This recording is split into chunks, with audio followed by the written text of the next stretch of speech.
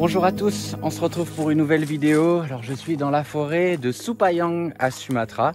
Vous reconnaissez ce petit sentier de crête si vous suivez Calawet depuis longtemps. C'est là où le tigre passe régulièrement, où on place nos caméras trappes. Bon, il se trouve que ce soir-là, j'ai pas vu de traces. Et je suis à Sumatra pour quelques jours avant de partir à Mentawai, où l'équipe là-bas, la manager du centre de Calawet à Mentawai, Afi, m'a informé qu'elle avait découvert une forêt où il y a des gibbons sauvages à Mentawai. Vous savez, le fameux Klossi, cette espèce endémique des îles Mentawai, ce petit archipel à l'ouest de Sumatra, extrêmement en danger. Mais aussi, il y a les 3 autres espèces de primates endémiques de Mentawai qui s'y trouvent. Donc, je dois aller la retrouver là-bas pour essayer de réfléchir comment aider les populations locales, les ethnies locales, à protéger cette forêt qui malheureusement va être attaquée par l'industrie du bois. Donc en attendant, je suis ici à Sumatra, sur le sentier de crête, à essayer de trouver des traces de tigres. Et je vais en profiter pour vous tenir au courant de ce qui se passe ici. L'équipe vient de faire à Bornéo une transaction de plus de 100 hectares pour agrandir la réserve d'Ulan. Donc ça c'est chouette, je vous montre sur la carte. Avec le soutien de Edge of Union, Iris et vous tous. Donc voilà, j'espère qu'on va arriver à une centaine d'hectares par mois. En tout cas, ce qui est prévu. Donc l'équipe est vraiment très occupée sur place à mesurer les parcelles. Et puis j'ai récupéré aussi la caméra trappe. Donc je vais vous montrer des petits clichés des animaux de Bornéo et de Sumatra sur ce même sentier. La caméra est à peu près 200 mètres d'ici. Donc je vais vous montrer les images et puis on se retrouve et on continue à discuter des nouvelles de Calawet pour sauver encore plus de forêts et d'animaux à l'intérieur.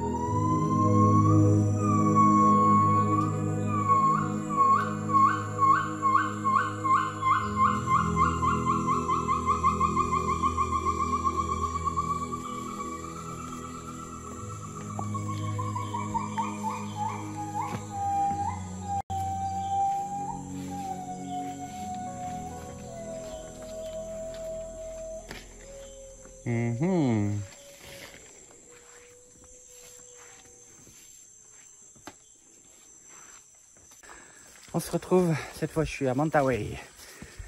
On commence à pied pour à peu près 2 heures de marche.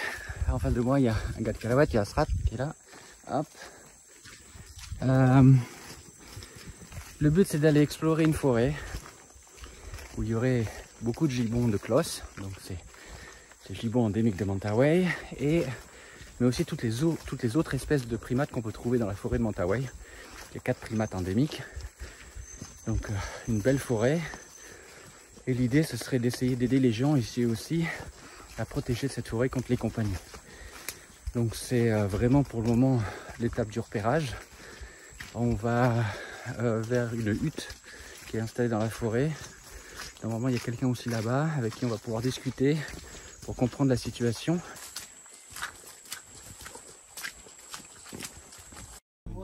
Bunyi santai-santai dia di sana. Kita kan tidak peduli itu. Jadi sahabat kita kan.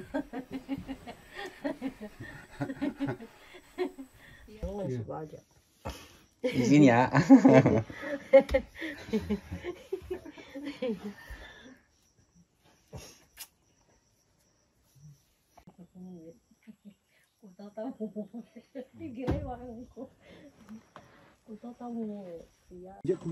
Engine datin iya. minukam. Ina simpang nain. Minukam. Eno nung ita tak tuturun ita ina simpang ba kolot belajar nung.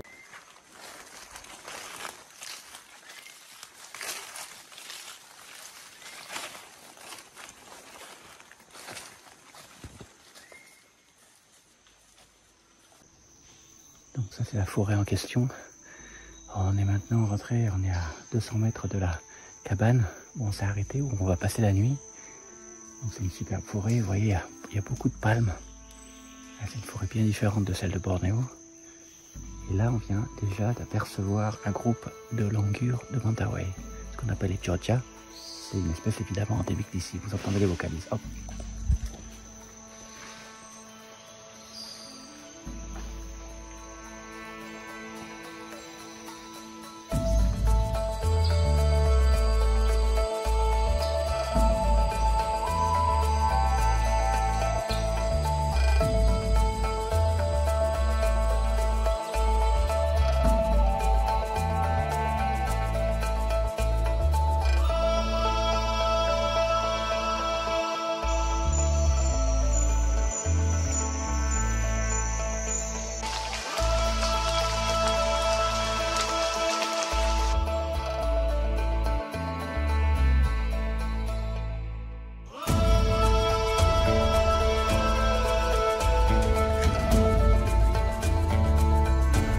Et nous avons fini par apercevoir un couple de gibbons de Clos.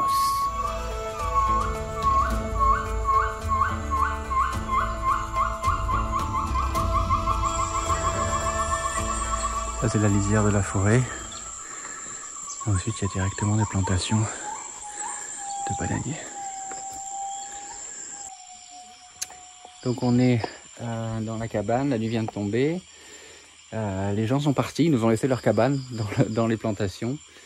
Plantations de cacao et de bananes. Donc tout à l'heure, on a vu, mais à 200 mètres d'ici même pas, des gibbons clos, c'est juste extraordinaire. Des langurs. Et il y a une troisième espèce aussi qu'on appelle le simakobu, qu'on a pu entreapercevoir. Donc c'est assez fabuleux quand même pour une forêt qui est aussi facilement accessible. Donc j'ai vraiment hâte demain matin de voir ce qu'on va pouvoir dans un premier temps écouter, combien de familles de gibbons vont pousser des vocalises. On verra ça, mais avant ça on va passer une bonne nuit dans la cabane. Et là il y a Afi qui est en train de préparer le dîner, je crois.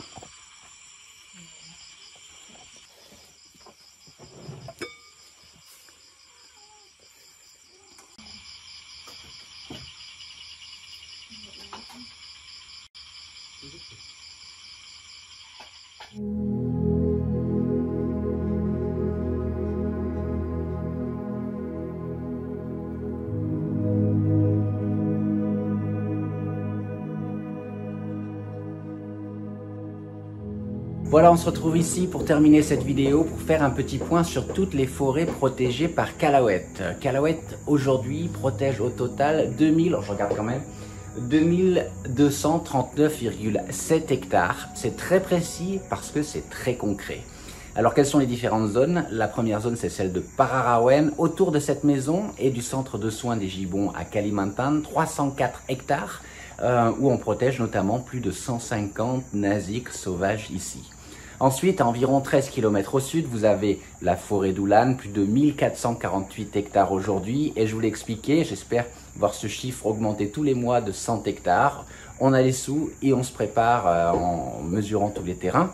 Dans cette forêt, évidemment, vous le savez, on a des orang-outans, on a des gibbons. Et puis à Sumatra, la réserve de Supayang qui fait plus de 466 hectares. Où évidemment on peut y rencontrer le tigre. Vous avez vu les vidéos des caméras trappes.